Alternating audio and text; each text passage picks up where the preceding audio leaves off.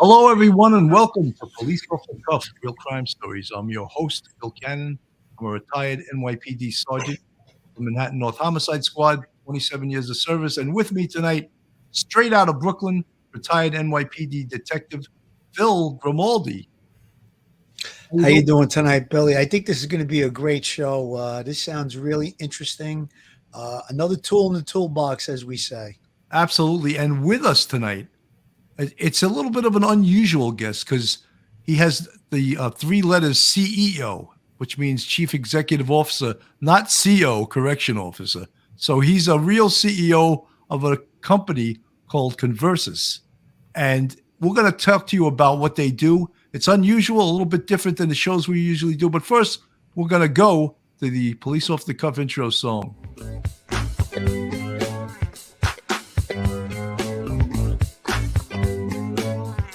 It's a show with two retired detectives that were in the thick of New York crime, fast and hectic. They got some stories and some jokes, even an interview with the most popular folks. Off the cuff, off the cuff. One episode just ain't enough. Get a little laughter and an interview too. Maybe the best thing you can do.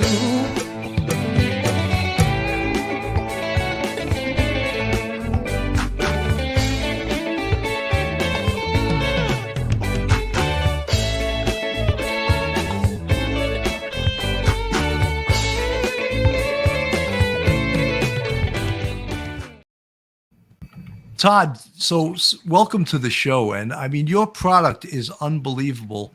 And I'll just give a quick synopsis of it. Basically, what it does, it's a camera that looks into the eyes of people.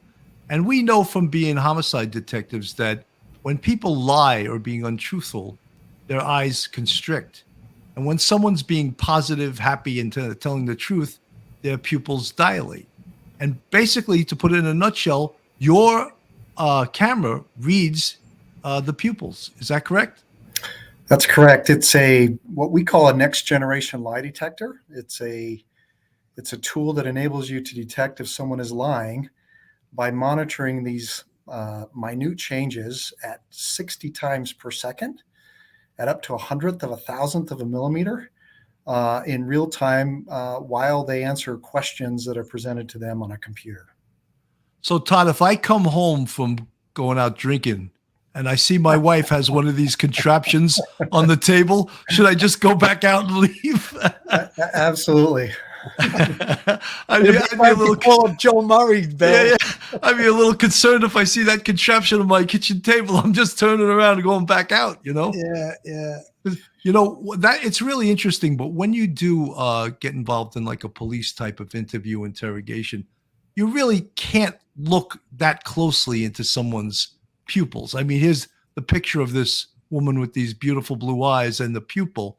It's very clear, but most people can't see that deeply into someone's eyes unless you're inches away from them. That's correct. A lot of people think that they can tell if someone's lying by just looking into their eyes. The reality is we're measuring changes at about 1/10 of a millimeter, which technically is something that you can't see with the naked eye.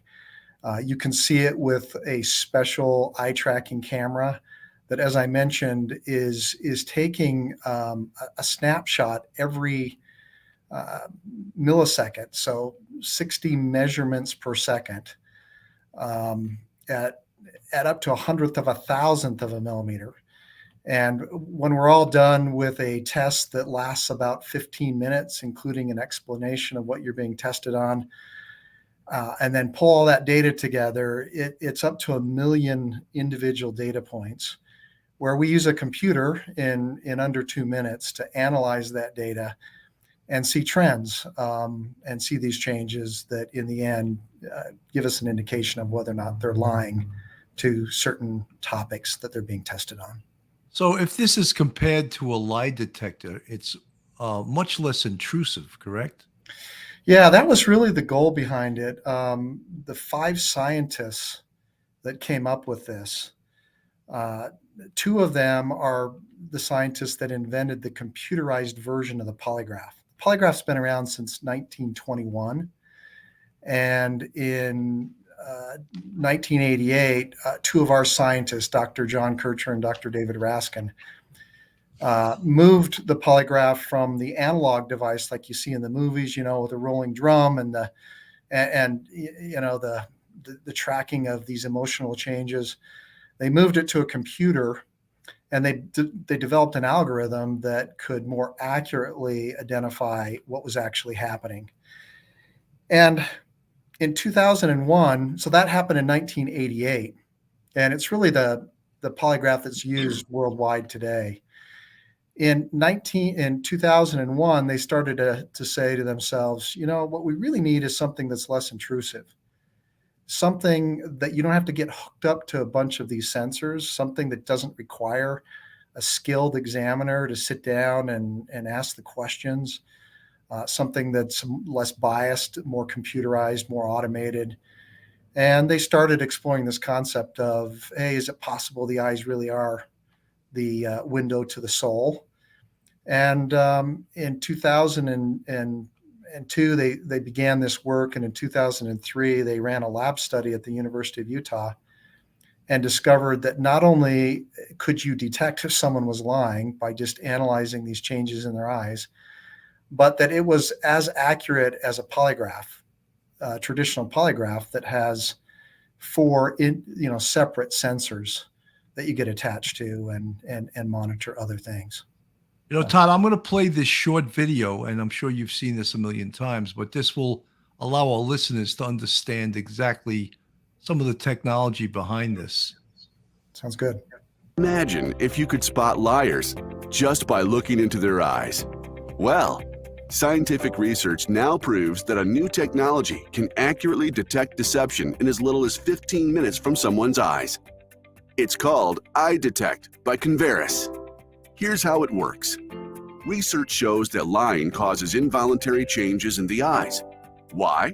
Because lying is more cognitively demanding than telling the truth. In other words, you have to think harder to tell a lie, and your eyes react as a result. During an EyeDetect test, a participant sits in front of a computer and answers true-false questions with a mouse. During that time, EyeDetect monitors changes in eye behavior with a high-definition camera that takes 60 measurements per second of each eye. The test is non-invasive, meaning no cables or sensors are attached, and can be administered in compliance with social distancing guidelines. When the test is completed, an algorithm analyzes the data, and the person is classified as either truthful or deceptive in less than 5 minutes. That's all it takes for this innovative technology to validate truth. EyeDetect is used by more than 500 customers in 40 countries. Customers include governments, law enforcement, departments of corrections, investigators, attorneys, therapists, and private companies. There are two types of EyeDetect tests: a 30-minute screening test, which is 88% accurate and ideal for evaluating job applicants or current employees on various topics, and the 15-minute diagnostic test, which is 90% accurate and asks specific questions, such as those in criminal cases. There's even a new version of the test for those with poor reading skills. Need to know if someone is involved in illegal or inappropriate activities, such as robbery, drug use, bribery, sexual assault, espionage, terrorism, or any other criminal behavior? Then EyeDetect is the answer. EyeDetect does a better job of protecting the innocent while exposing the guilty. Never before have organizations had access to a deception detection tool this powerful. If you're looking for a fast, scalable, unbiased, non-intrusive, affordable, and consistent way to accurately detect deception and validate truth, then contact us for an EyeDetect demonstration. Yes, EyeDetect proves that the eyes are the window to the soul. Visit Converus.com.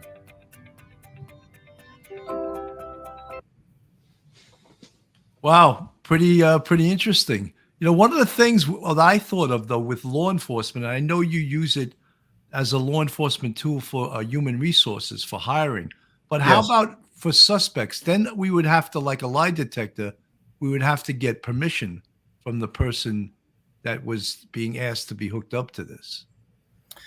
No, that's true.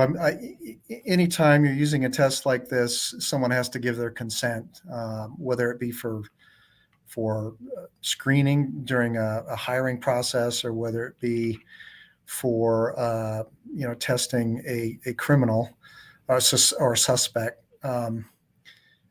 There is an Internet Crimes Against Children task force in each of the states across the United States. So each state has an Internet Crimes Against Children task force.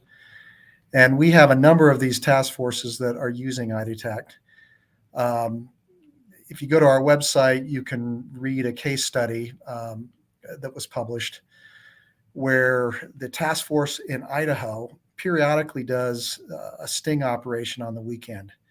They have officers who pose as a 14 or 15-year-old girl online, and these sex offenders or human traffickers will start communicating online with what they think is a 14 or 15-year-old girl. They'll typically arrange to meet up. And when they show up at a hotel, for example, here's a slide of it. When they show up at the hotel, they get arrested at that point, and they typically say, "Hey, I was coming here to warn this girl she was in trouble." And the arresting officer will then say, "Are you willing to take a lie detection test to confirm that?" And they always say yes, right? These stings happen typically on a weekend. The ICAT group in Idaho approached us because they only had one polygraph examiner on staff, and they were averaging between 10 and 20 arrests on a Friday night when they would run this operation.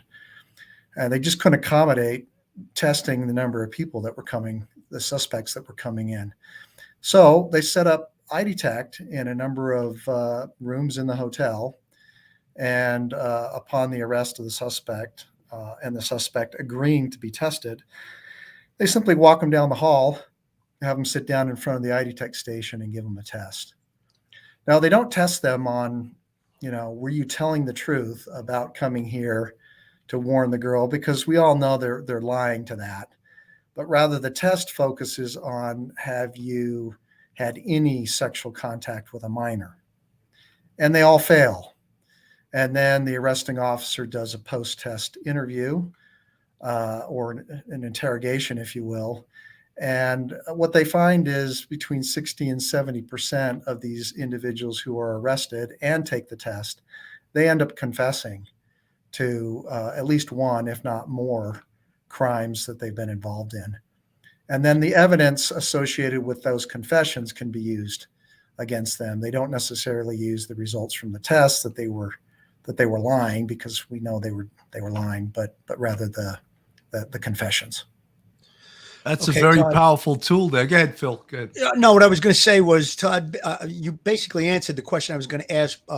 It's basically used in that scenario to see if they could use it as an interrogation tool, catch them in a lie. Now they tell them they failed the EyeDetect test, and now they'll maybe confess or whatever. But one of the things that strikes me about this, I've had a little bit of experience with polygraphs post my time on the NYPD when I went into private investigation business in the early 2000s. I actually shared an office with a guy that did polygraphs, and I've seen a couple of them. And the equipment at that time, they didn't use the little needle with the paper. They had it was hooked into a laptop, but there was the apparatus that went around the person's chest to see how their breathing changed. And then they had the little leads on the fingers and stuff. So again, it was something that would place a person in a uncomfortable position right off the bat. And a lot of times they would blame the fact that, you got all this stuff on me, you're making me nervous. It looks like this is a little less cumbersome. It's only really looks like 3 pieces of equipment, which to me looks a lot easier, more mobile. It can be done just about anywhere. All you need is a desk and a chair, it seems like, and a hookup to a laptop.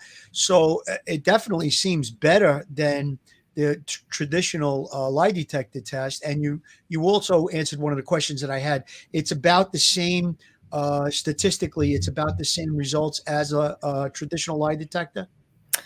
Yeah. So the accuracy, and accuracy is defined at how well does the test classify the individual correctly into one of two categories, credible or deceptive. Right. Some would say innocent or guilty, but it's really, did it accurately identify whether the person was telling the truth or lying about the topics that they were being tested on. A polygraph based on the analysis. The American Polygraph Association just completed a detailed metadata analysis. And what they found is the accuracy for a polygraph ranges from about 72% to 89%. The reason there's such a massive range is because a polygraph has a human being that is running the test and interpreting the results. And if you have someone who's not very, experienced, it can be closer to that 72% as opposed to the 89%. Yeah, Todd, I think you just answered one of the other questions that I was going to have. A lot of times they would rely on the polygraph technician as opposed to, the person. The person, obviously, it shows truthfulness or deceptiveness, but a lot of defense attorneys in New York, they would take polygraph results to the district attorney's office and say, listen, my client is innocent here. He passed the polygraph. And the first thing the district attorney's office would ask is, who administered the polygraph, because they know that there are certain professionals that they trusted and there were others that they felt maybe weren't as experienced or, worked for a lot of these attorneys and they are kind of on the expensive side. So that was one of the things that came into play, but I think you answered it right there. Yeah. Todd, we have an obvious employee in the chat from your company, Jeff Pizzino. The eye tracker monitors how your eyes react to the truth. When you tell a lie, cognitive load increases, and that causes involuntary changes in eye behavior, which the eye tracker measures. I don't think our typical chatter in our chat would know that. Yeah, no. So that's a key. Just polygraphs. Some people would say, well, polygraphs aren't very accurate. What if I'm nervous? Right. First and foremost, in the case of polygraph and EyeDetect, it's a test where you're being compared against yourself. Scientists refer to it as a within subject test. You're going to be asked a set of questions that we either know you're lying to or we know you're telling the truth to, and we're going to look at how your body responds. In our case, we're going to look at how the eyes respond. Then we're going to ask you a set of questions that we want to know if you're lying to. And we're going to compare those two reactions. Now, in a polygraph, it is more emotionally based. We're measuring in a polygraph changes in respiration, heart rate, whether you start to sweat, and changes in blood pressure. And those kinds of physiological changes are more emotionally based. And in some cases, you can learn how to control them, right, with enough practice. In the case of EyeDetect, we're measuring cognitive load. Another way of saying that is, an increase in brain usage. When people lie, it doesn't matter if they're a psychopath that doesn't care. If they know they're lying, they will exert more mental effort to cover up that lie, to communicate the lie, than they would if they were telling the truth. Doesn't matter if they don't, care or feel bad about it. And it's that exertion of mental effort that has an involuntary effect on the eyes. And this has been proven in other studies outside of lie detection. If I give you a difficult math problem that you do in your head, and I monitor what's happening with your eyes, they will dilate more. They'll get bigger when you're solving that math problem. And the same is true, if it's an easy math problem, then your eyes won't dilate as much. That is an involuntary physiological reaction. You can't feel it and you can't control it, but it occurs. You know, Todd, we're So, cops. We don't solve math problems. That's why we became Yeah. cops. Well, you're a college professor. You might solve the math problem. I don't know if that's I mean, I'm merely saying, well, some people say, yeah, but I don't care about what I did. So Right. when I lie, my eyes aren't going to change. Well, guess what? They are, because you're going to try to look innocent, and that requires more brain power. You're going to try to balance in your mind if what you're saying when you answer that question is going to contradict something that the arresting officer already knows. And so you're thinking hard about, is this believable? What can I say that, is not going to reveal that I'm lying? And that exertion of additional mental effort, it's referred to as cognitive load, causes your pupils to dilate, and our eye tracking camera picks that up at 60 times per second.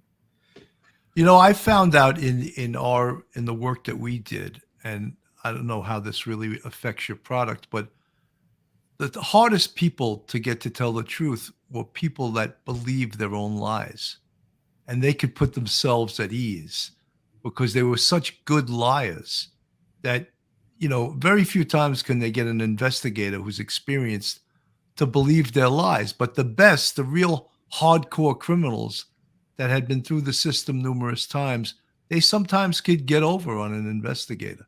And I wonder, obviously this could measure because their eyes are probably doing dances in their head as they're lying, but to be able to pick that up through body language, sometimes, most of the time you can, but sometimes with a really good lie is very difficult.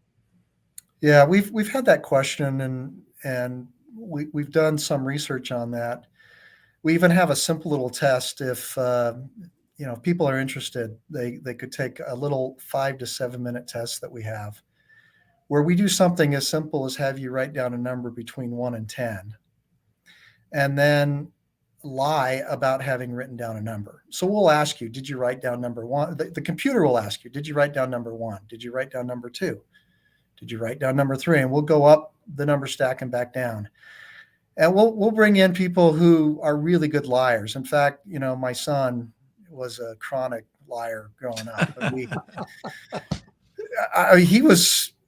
We ain't getting away with no more, though. No, we couldn't tell when he was lying. And when we first started this company 9 years ago, with the intent of bringing the science to market, he said to me, "Dad, I could beat that test, no problem." And I said, "Okay, I'll put $50 on the table, and let's see how you can do. If it doesn't adequately identify the number that you wrote down, then you get the $50." And his eyes were off the chart. And we have seen this over and over again. I personally have given this test maybe 1,000 times in the last 9 years. And 93% of the time, it identifies the number that you wrote down, simply on the basis of, were your pupils slightly bigger when we ask you about that number versus the other 9? Todd, let me ask you this, though. Intoxicants, whether it be tranquilizers or alcohol. We had a case recently that we profiled. We did a lot of shows on it. It was the Summer Wells case, missing 5-year-old. Parents were suspected as being involved in a disappearance. They tried to administer a lie detector test, and the first time that the mother showed up, she was intoxicated, either on pills, alcohol, or both, and they forego the test. And then later on, they wound up taking the test. Allegedly, they passed it. But what effect will alcohol or drugs have on the pupils in an individual? It sounds like, from what you just said, that even though a person could, like Bill brought up, they could believe their own lie, they're a professional criminal, lifelong criminal, arrested numerous times. It sounds like even in those cases, this technology will pick up their deception. However, alcohol or drugs, what effect will it have on this test? So it can affect the test in the sense that your eyes become less elastic. They don't dilate as much, or they don't constrict as much. In fact, someone who's a really heavy coffee drinker, caffeine causes your eyes to constrict, not to dilate, but to get smaller. And so we've run we run 500,000 of these tests across the 600 customers that are using it today. So we have a lot of data where we can analyze, what the tests are doing. And you do see less dilation and less constriction, depending on, if you've had 4 cups of coffee right before you take the test, or if you're intoxicated. We have a threshold where we monitor whether or not your eyes are changing enough that we could measure a difference between a question that we know you're truthful on or lying to versus the primary topic. And the reason I say question you might be lying to, because the most common polygraph method is referred to as directed lie.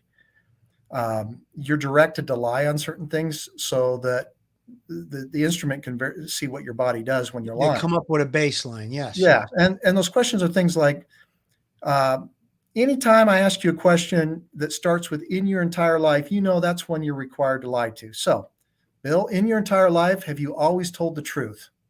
No. You say yes. Okay. You say yes, because you have to lie to that so we see what your body does when you lie. In your entire life, have you always kept the rules? Yes. In your entire life, have you ever broken the law, including speeding? No. Yes. So we compare what your eyes do on that, just like they do in polygraph, versus were you at the scene of the crime? Did you stab that woman? Did you steal that money? Did you sexually assault that child? And we can measure whether your eyes are changing, just because it's a steady stream for 15 minutes of eye data, 1 million data points. Now we have some people, we had a situation, the Salt Lake Police Department here in Utah uses EyeDetect for screening all their new hires. And they post that on the website where you're going to be subjected to an EyeDetect test. So just like in polygraph, some of these folks will go out, they know they're going to be asked about their drug use in the last 3 to 5 years. And they've had folks show up for their EyeDetect test. And I don't know how they can see to walk in the room, but they basically put drops that you get from an ophthalmologist in. I was just going to bring that up. So their eyes are dilated to 10 millimeters. Now, an average, fluorescent light conditions in a room, your eyes will typically be between 3 and 4 millimeters in size. These guys walk in, their pupils are 10 millimeters, and they don't change during the test. We fail them due to what's called a countermeasure. They're deliberately, trying to pass the test by doing that. And the same principle applies to if you're on drugs, if you're intoxicated, and the eyes just aren't operating within the range, then we would alert you to that in the report that gets generated that this person isn't a candidate for testing at that point in time. Folks, this is Police Off the Cuff, Real Crime Stories. If you're not subscribed to us on YouTube, please go to our YouTube, hit that subscribe button, give us a thumbs up, ring that bell. And if you want to help support us, we have a Patreon with 3 different levels. You can join our Patreon. We also have a channel membership on our YouTube with 5 different levels. And you see the folks in the chat that are with the green font. They're part of the Police Off the Cuff Real Crime Stories family. So if you want to be part of that family, join our YouTube channel members, and you can be part of the Police Off the Cuff Real Crime Story families. When you, Todd, when you get the report's finished, say, right, on a person, whether it's a hire or whether it's being used for criminal purposes. That has to be, let's say it's being used for criminal purposes. Now we have to break it to that defendant that, guess what? You're a lying mofo. I'm not going to say that we're going to say it in those words, but we're going to say you lied. Every damn question you lied about. What's the story? Why are you lying? How quickly you get that back to the investigator, and do you tell them the specific questions that came back as a big lie? Yeah. So I guess first and foremost in a polygraph, and this is published in studies that have been done over many years, you can test on up to 4 discrete topics. For a law enforcement pre-employment test, those topics would likely be drug use, commission of a serious crime since you became an adult. If you're a lateral transfer, they're going to ask if you have any unreported work-related discipline, because a lot of times a lateral transfer is running from something. They're going to another state, and they're not disclosing why they were fired or why they left. And so that's typically a question. We also have questions about, are you biased to people based on race, sexual orientation, et cetera. We have questions about, are you a domestic or foreign terrorist or involved in organized crime? So those are typically the topics. In a polygraph, Todd, do you ever ask, are you now or have you ever been an Italian? Hey, watch it, Billy. Don't go there. Because I don't know what would happen with Phil if he was asked that question. I think your camera might blow up. Yeah. So, but anyway, in a polygraph, you might react to the question about organized crime, especially if you're a lateral transfer. So your body may, in a polygraph, show that you look like you're lying to those questions. When in reality, you're not. But maybe you got a drug problem and you're lying to that. So the studies that have been done on polygraph would show that it's the 72 to 89% accuracy is a yes or no scenario of, is this person lying to something or not? In EyeDetect, and our scientists are the same scientists that have done most of the polygraph research out there. They found that because it's cognitively based, not emotionally based, we have 88% accuracy on identifying which topic you were lying to. And the way we do that is within 2 minutes after the test is taken, we give you an indication of whether or not the person was credible or deceptive. And then we give you a score on a scale of 1 to 100 for each of the topics. So if there were 4 topics, let's say on the drug-related topic, you get a 1. That's the lowest score you can get. Even if it's less than 1, we round up to 1. That's considered deceptive, right? If you get a 99, that's considered credible. Anything that is 50 or higher, based on the algorithms that we've developed in real cases, indicates that the person is being truthful. And so if you're doing a post-test interview, we recommend, you use the investigative interviewing techniques, that you don't walk in and say, hey, dude, you failed. Why'd you fail? You're more likely to get a confession if you use the PEACE model for investigative interviewing and approach it in a different way. But, in the agencies that do that, out of those who fail, they get anywhere from 50 to 60% of the folks confessing who show up deceptive on a given topic. And knowing, what they're lying about enables you to hone in on the area of interest. Well, Todd, I know that you use this a lot now in the hiring of police officers, which we were just discussing. When we got hired on the police department, they had us do some really strange cognitive tests. For example, take 1,000-question test, which in actuality was 100 questions asked 10 times each. Yeah. And I always remember the one question. I sometimes get headaches. I never get headaches. Last night I had a headache. When I drink, I get headaches. When I hit my head against the wall, I get it. Like, it would ask you in all different ways, and it would say sometimes true, never true, absolutely not true. And you'd have to answer it that way. By the time you were done with those 1,000 questions, you were ready to jump out the window. You were, and the other thing we had to do, and you had a headache, and you had a headache after that. You didn't admit it though. But the other thing we had to do, we had to draw a house. And people kept giving you advice. Go, when you draw a house, make sure you have a chimney with smoke coming out because it looks like it's a happy family. Put a lot of windows in it and flowers and, smiles all over the place. But from what I understand, there were people that would, you know, un, unsolicited would have an axe murderer in the yard. Like obviously that guy didn't get Michael hired. Myers is in the yard. Yeah, that was Michael Dowd. Yeah, like you don't do those type of things, but they were drawing conclusions from those type of psychological tests, which I find to be like, are you kidding me? I mean, Yeah. Well, so here in the United States, there are a lot of companies that use what's referred to as an integrity test.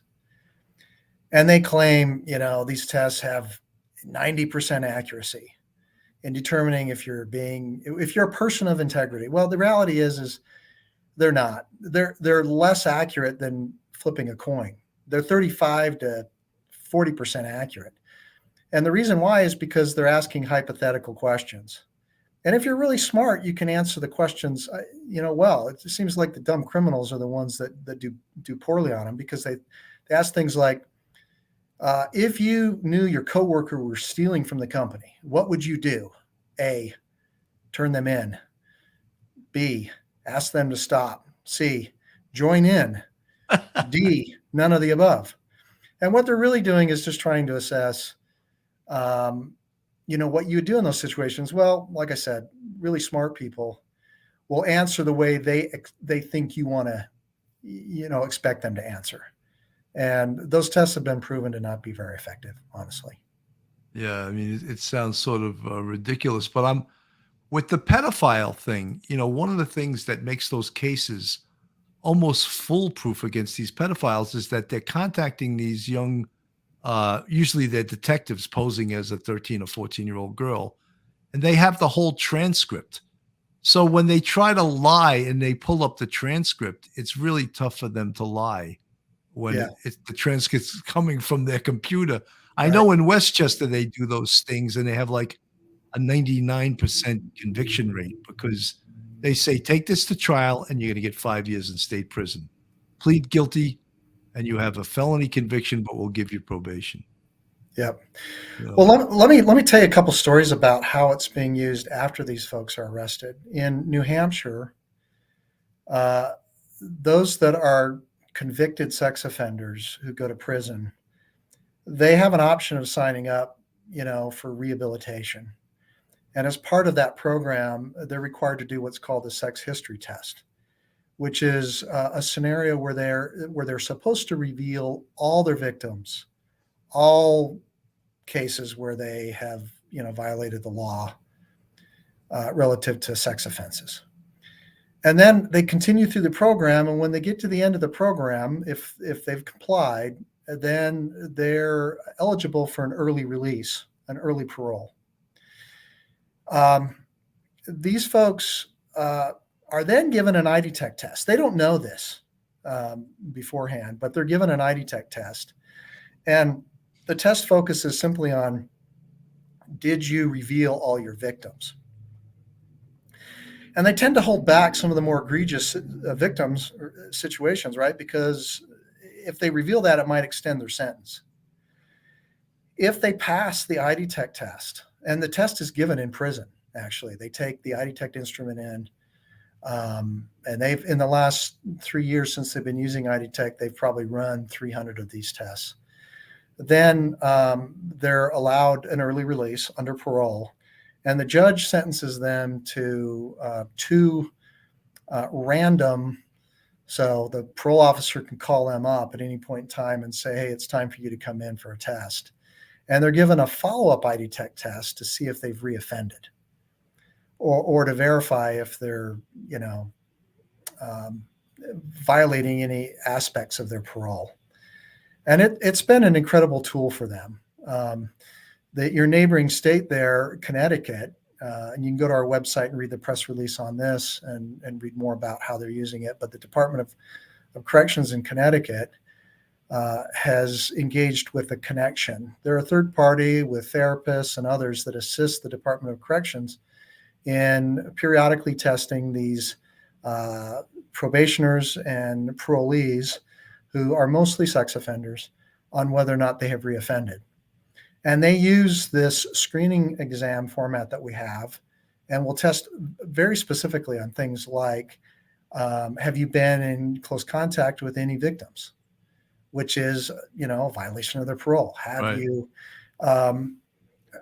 Have you consumed any alcohol? That may be, it's not against the law, but in their case, it's against a Conditions of their violation of the parole. sentence. Yeah. So anyway, they're on track to run 1,500 tests in Connecticut through the Department of Corrections this year. And it's been an incredible tool to help them in that situation. So That's great. Inspector Ron Schindel, thank you so much for the 1999 super chat. Inspector Schindel's retired NYPD inspector, and now he's on the Port Authority. Great guy, great boss. Thank you so much, Ron. Folks, there's some questions. Martin Quarterreels. I'm sorry, I work as a therapist in a closed forensic psychiatric hospital. I deal with the criminally insane daily. I've seen real psychopaths pass them, especially those with personality disorders. You have any comment to that? Yes. So if the psychological order they have is something like bipolar, where they really believe that they are someone else, and you test them at that point in time about an incident that they were involved in, they're not lying to that. In their mind, they're not lying because they really believe that they are someone else, and they're living a different life than the life in which they committed the crime to. So, yes, there are exceptions where it's not going to work. It has to be someone who is in a state of mind that they know who they are, they know, what they did, and they're trying to cover it up, even though they have no remorse towards it. It's so, Todd, it's some like going back to the person I said that believes their own lies can maybe beat a lie detector test or beat something like this. Maybe not the EyeDetect, but they can, they beat sometimes investigators who are really solid interviewers. And, as I said, it's rare, but the person that believes their own lies sometimes can beat the interrogation. Yeah, they have to be, though, in a state of mind that they really do believe that they didn't do it, or that they, are someone else. We had a case in Ohio with a guy who was on death row. He was accused of murdering a woman. In all likelihood, he had been involved in other murders, but he was on death row specifically for the murder of this woman who had been stabbed 16 times. And his defense had him take a polygraph exam that focused specifically on, did you stab that woman? So whenever you're giving these tests, you obviously need to construct the questions in such a way that you're asking a core question that doesn't allow them to, justify it. If I say, did you kill that woman? And you may have stabbed her, but then you fled the scene and don't know that she died. Then, in your mind, you might be able to justify that, no, I didn't kill her. I stabbed her, but I didn't kill her. Right. So the polygraph exam that he took first asked specifically if he had stabbed that particular woman. And in the preamble, they teed up the background of who that woman is. And he passed the polygraph. And the defense requested that we come in and test him with EyeDetect on the same topic, which we did. And he passed. He got an 88 on a scale of 1 to 100, which means he had strong reactions towards being innocent for that particular issue. We would argue that if you, and this is math, two university professors designed this. It's called successive hurdles, but it's the concept of using two independent tests. So polygraph is measuring more emotional response, and EyeDetect is measuring more cognitive based responses. And if you design a test for both of those tools and the person passes both or fails both, so you have agreement between the two, then from a probability standpoint or a mathematical standpoint, there's a 99% likelihood or probability that you got it right, that the two tools got it right. And so in this case, the defense actually used it as evidence to get him off of death row. He's still in prison, but the judge did consider the information from it. Wow. And so, Todd, one of the things that I know from, anybody that talks about lie detector tests and how to beat them and stuff, there was an old way of thwarting it by putting a tack in your shoe. And when you had the response, no matter what the response was, you pressed your toe onto the tack and you concentrated, I guess, on the pain and all your responses. Well, I'm talking about the old fashioned polygraph, the breathing, the blood pressure, all of that would basically be the same. Would that be effective in this test in the EyeDetect? So we've, first and foremost, in order for that tack to work properly in a polygraph, what you have to do is invoke pain when you're being asked the comparison question, not the primary target question. And the reason for that is what you're trying to do is cause, through the pain, an increase in your heart rate or your perspiration, your respiration, etc. On the comparison question, sometimes people call it a baseline. It's not really a baseline. It's the question that we're comparing against. And that way, when you lie on the primary question and your heart rate goes up, now the two are the same. So they're really looking for within subject difference between that. We just finished a study through a university in the Czech Republic, a scientist there that tested about 200 people, and they gave them suggestions on how they could possibly beat EyeDetect.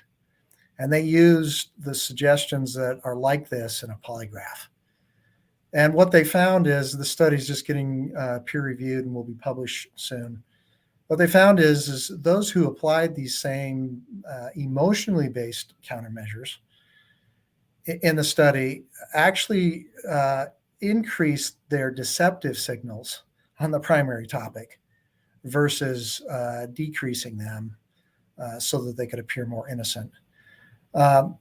So that's the only study that we have where we've looked at this closely, but we believe that it is an issue of measuring cognitive load as opposed to measuring the emotional things like a traditional polygraph would measure.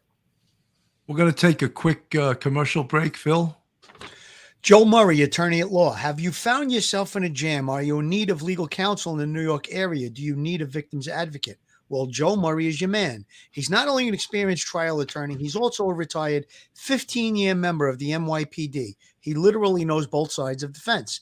His website is jmurray-law.com. His telephone number is 646-838-1702, or you could email Joe at joe@jmurray-law.com. Find honest job applicants and conduct better investigations. If someone lies to get a job, they'll probably lie on the job.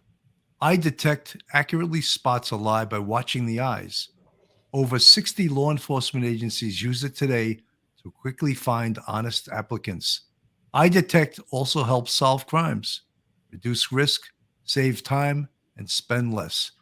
Right now, we're actually interviewing the CEO, Todd Mickelson, and he's sharing stories about how EyeDetect is changing the way the world detects deception. Remember, the eyes don't lie. That's Converus.com, 1-801-331-8840. And you can email them at info@converus.com. That's the first time I ever read that one, Todd. You like it? It was awesome. You did a great job. Thanks. I want to put the machine on his eyes to make sure he was telling the truth. Listen, we read that Joe Murray commercial with him in on the show a lot of times, and it's a little funny reading it when the person is there. But you know what, Todd? I wanted to get into one thing now. in my time as an investigator, I did a ton of interview interrogation, got a lot of confessions out of guys. And a lot of time we would work off body language, like Bill said. And, most of the time it would be, you start with questions that you knew the answers to, and even pedigree stuff. And the guy's kind of looking you, a guy or girl, whoever it was, they're looking you right in the eye. And then, when you start to get into the meat of the investigation or the topics, you want to talk about the actual crime. Where were you? Were you there? You're not there. What did you do? And that's when they'd start to look away, and you start to pick up on the body language. So, with this specific machine, now the person has to keep their head in that little apparatus on their chin, and they have to look directly into the camera. So if they look away, that's the point I'm trying to get at. A lot of times people look away. So if they look away, what happens? The machine will direct them to look straight into the camera. Is that how it works? Yeah. So first and foremost, that chin rest is no longer required. When we first released the product, the eye tracking cameras weren't good enough to capture all the data that you want to capture. And if people move around a lot, it had a hard time locking in and still getting those measurements. Yeah, that's what I was getting. So we've done away with that now. It's not required to be used. But to answer your question, if they don't look at the screen, then the test doesn't proceed. So if they're deliberately, a countermeasure that some people use is to close their eyes when they answer. They think, oh, well, if I have my eyes closed when I answered, they won't get me, right? But the reality is we're capturing, like I said, 1 million data points, 60 unique measurements per second. So That's we give incredible. you there's a timestamp to the millisecond, and then it's right and left eye, size of the pupil, out to 100th of a 1,000th of a millimeter. We also capture fixation. So where are you looking on the screen? We do that primarily so that we can see if they're reading the question, if the question is presented to them. We have a version where there are no questions on the screen. There will be objects that show up on the screen to capture their attention, and like when they click the mouse to answer yes or no, then it will show the mouse being depressed, on the screen, indicating that they just clicked it and answered. But yeah, obviously, if they sat there with their eyes closed, we wouldn't be able to score it. But you would know that. We have a separate. As a person who is watching the test, we have a separate piece of software where you can monitor in real time if you're getting eye data, if they're cooperating. If that person's under drugs and their eyes are dilated to 10 millimeters, you'll see that in real time during the test and could stop it. Todd, Milwaukee Civilian has a pretty interesting question. I mean no disrespect, but I have concerns about the science. How does EyeDetect balance simple efficacy? Does it work? And scientific method? Is it testable, reproducible, and predictive? Wow, we have some scientists in our chat. We usually don't. Question, I'd say.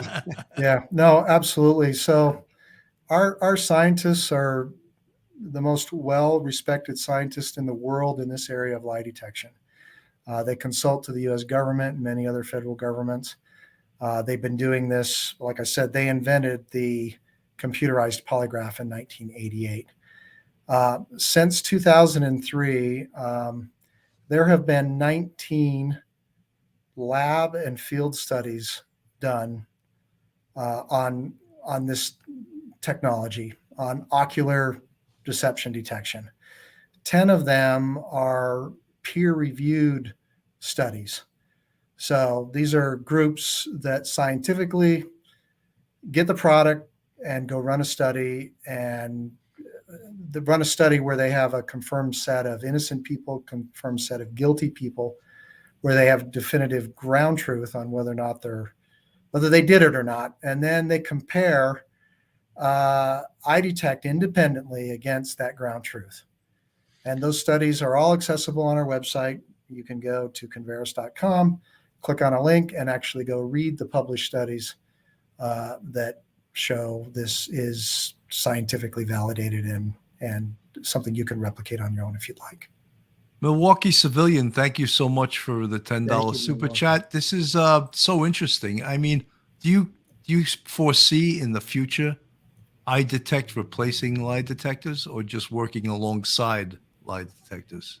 That's a great question. So we haven't talked about it much, but we have a product called EyeDetect Plus. EyeDetect Plus was launched. That's the one my wife ordered. Yeah, awesome. It's better. It's 91% accurate.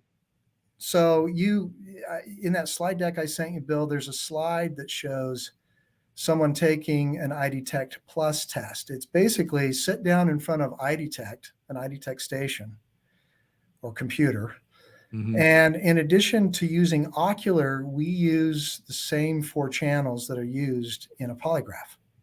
Okay. The difference is we have launched a better way of getting blood pressure so that you don't have that uncomfortable arm cuff on your arm. Part of the reason a polygraph exam on average is an hour and a half is because you have to pump that arm cuff up while you're getting the blood pressure. Well, in EyeDetect Plus, you don't. If you look on this individual's wrist in the lower left part of that picture, there's a little sensor on his wrist, and there's one on his right wrist as well that you can't see in this picture. But that's capturing an EKG signal. That coupled with a photoelectric plasmograph or pulse signal that's on a clamp on his middle left finger enables us to get the same capability that you can get with an arm cuff, a cardio blood pressure cuff. So if you live in a state that requires a polygraph by definition, then you can use EyeDetect Plus because it is a polygraph. The difference is the questions are presented by the computer. We capture all the ocular data at the same time we're capturing all the same data that a traditional polygraph captures. And we have an algorithm that scores the result overall. If you want to analyze and score the polygraph components manually like they do in a traditional polygraph, you can pull the charts into your polygraph software and do that as well. Todd, I got to ask, this is sort of like a marketing question. What does it take for a person to be able to operate the machinery? What do you normally do? Do you train people and then sell it to the police agency or a private investigation firm or whoever it is, or do you just go out and you supply the test? So all of the training is available online, free of charge. We do periodic live training sessions that you can join online, or you can come in person. If during the pandemic we couldn't do that, but you can come online or come in person now. There's a 3-day training course. The first day, that's 5 hours long, teaches you everything you would need to know to turn on the computer, get it set up, monitor when the test is happening, that the person isn't sitting there with their eyes closed and applying countermeasures. And the second and third day is to teach you how to create your own tests that you would load onto the EyeDetect station. So most agencies will buy an EyeDetect station. It retails at $4,800. And then they will purchase a license to run tests. And the licensing is based on how many tests you want to run in a year. So we work with you to set up a subscription, and once you're set up, then you just run tests. You can attend the training, and then we have certification tests that can assess if you know what you're doing, and you can take those online and get certified. But most agencies will do this themselves. Back to the ICAC example, some of the crimes against children task forces will carry these devices with them when they show up on at a home where there's abuse. They'll sometimes ask the individual if they're willing to take a test right then and there, and before they have a chance to lawyer up, they will test them, and they can do it because it's really someone that would need some basic computer skills to turn the device on and make sure everything is set up properly. Todd, the screening test, is that a written, the 30-minute screening test as opposed to the actual 15-minute diagnostic test? Is that written? It's all done on the computer. In fact, the first 5 to 7 minutes of it is a preamble, an introduction where it describes the test topics. So if I'm going to ask you if you've used drugs that are against the department policy, you need to know what the department policy is. And so we use route maps to present that. It might say, and build it out in a visual form, and it's a computerized voice, so it's consistent. It describes what we mean when we say, have you violated the department's drug policy? Okay. Then when it gets into the test itself, it simply asks, have you violated the department drug policy? And you click yes or no. And while you're clicking and doing all that, we capture these changes in your eyes. So it's 30 minutes because in a screening test, you got 5 to 7 minutes describing the nature of the test topics. And you're asking about 4 discrete topics, so it just takes longer. The 15-minute test is a diagnostic test or an investigative test where you're only testing on one topic. Did you stab that person? Were you at the scene of the crime? Did you steal that money? Did you, sexually assault that woman? Joe Murray, thank you for the $10 super chat. Joe Murray happens to be an attorney, and he has this question. Todd, this is a very interesting show. I'm joining late, so you may have answered this. Have any courts accepted this EyeDetect evidence? I would love to learn more about it. They have. So in New Mexico, we had a case where, long story short, the guy was accused of sexual assault of a 14-year-old girl. And the judge, the defense requested that EyeDetect test results be utilized as evidence. The judge then determined that a Daubert hearing was required. Yeah, if you go up or down, I'm not sure which. Yeah, I saw that one before. Let me see if I can find it. Yeah, it's that one, New Mexico. Okay, I'll put that one up there. You can go to our website, and there's a press release on this that will take you to the results of the Daubert hearing. But in the end, it was accepted as evidence, and so it can now be utilized in New Mexico. We have 2 other states right now that are in the middle of Daubert hearings as well, and we're hopeful that the results will be similar in those states. And then as we get more states that, based on precedent, we'll see other states allowed as well. Todd, Doreen Ocean asks you, how do we know if your algorithms are true? We all know how data can be rigged. Yeah, so it's a logistic regression algorithm. And you can go read about this also on our website. If you go download the technical white paper, it will show you at a high level what the elements are that we're measuring. So we don't manipulate the algorithm; it's set, and it's a model that uses things such as pupil diameter when they're answering, pupil diameter half a second before they answer. Where they're fixating on the screen during the questions. And so each of these predictors, these influencing elements that are eye related, are given different weights. Pupil diameter has a greater weight than where you fixate on the screen. And in the studies, those 19 studies that I mentioned that are published, if you go pull up the peer-reviewed studies, you will see which features are more diagnostic, and the effect sizes from the individual studies, from those different elements that are applied during the algorithm. Todd, this is amazingly interesting. Rita Schaefer, thank you for the $9.99 super chat. But, we're over an hour and 5 minutes. And a lot of people stayed for this whole thing. So I told you, Todd, we were going to lead you down the road that you had no idea where you were going. But we're professional investigators, and we know how to ask the questions. See, you got a little nervous in the beginning, but see, an hour went by like it was nothing. That's right.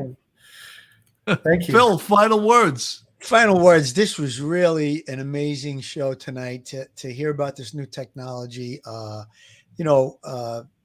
Lie detectors have been around for a long time. I think this is obviously a step up from that. And the fact that now you integrated with the Plus system, you integrated the lie detection previously used into your new system with the EyeDetect. So I think that raises your percentages up, which I think is great. And like I said earlier, when I was in the private investigation business, a lot of times the district attorney would, lessen whether a person. I had a case where there was a sex abuse case, and they were trying to put the person on the registry as part of the plea deal. And if the person had passed the polygraph, they weren't going to go on the sex offender registry, and the person didn't fail, and I believe they went on. So it's a great tool. I think it's one of the extra tools in the toolbox, and I just think that it's really fascinating stuff. If someone wanted to get a lie detector test through your company, just one, let's say, would you guys be able to facilitate that, or it'd have to go through someone that supplies the test? Yeah, so we have 150 what we call service providers. These are in many cases private investigators or independent polygraph examiners who have bought the system.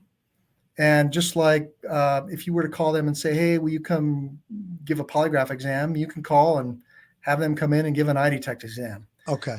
If you want to try it out on your own, reach out to us at info@converus.com or go to our website at converus.com, and you can click on a link there to request more information, and we will point you to someone that's near you that would allow you to be able to touch and feel and try out the system for yourself. If you want to try it out for yourself, reach out to us as well. We've got 600 customers across the globe, many in law enforcement in the U.S., but also outside the U.S., using it for pre-employment screening as well as these investigative type testing cases that we've talked about. And we'd be happy to share more with you if you just reach out to us directly. Joe Murray, he says, I just found a case where it was mentioned, U.S. versus Drake, U.S. District Court from Idaho, 2021. Look at Joe. He's doing his research. He's on his game. See, that's what it is. These lawyers making $500 an hour. They have this stuff at their fingertips, and he deserves 1,000, Joe. He does. Joe, thank you for the $5 super chat. Todd, thank you so much for coming on the show. It was fascinating. I didn't know really what to expect, but it really was fascinating. And we're going to read your commercial for 10 more shows. So you should be getting some business from this, I hope. Well, that'd be great. I'd love to come back. We've got, as I shared with you, Bill, in the slide deck, we could talk about 20 different specific cases. Some where people were exonerated and proven innocent, some where it helped to ensure that, that we got the evidence they were guilty and then got a confession or whatever else. And I could certainly talk for another hour easily. That would be great. Something we could even bring you on with a case that nothing about and see and ask you how you would go about using the technology on a specific case. I think that could be interesting too. I like protecting the innocent as well as exposing the guilty. That's really great that it works both ways. I just like to put Todd on the spot. Sure. Because when he has those 3 letters after his name, CEO, come on, CEO, take it from the NYPD, Yeah. That's right. He held up pretty good, Billy. I thought he did great. Folks, thank you so much for tuning in tonight to Police Off the Cuff, Real Crime Stories. On behalf of myself, Phil Grimaldi, and Todd Mickelson, the CEO of Converus, thank you so much, and we'll see you on the next show. Stay safe, everyone. Thank you. One episode just ain't enough.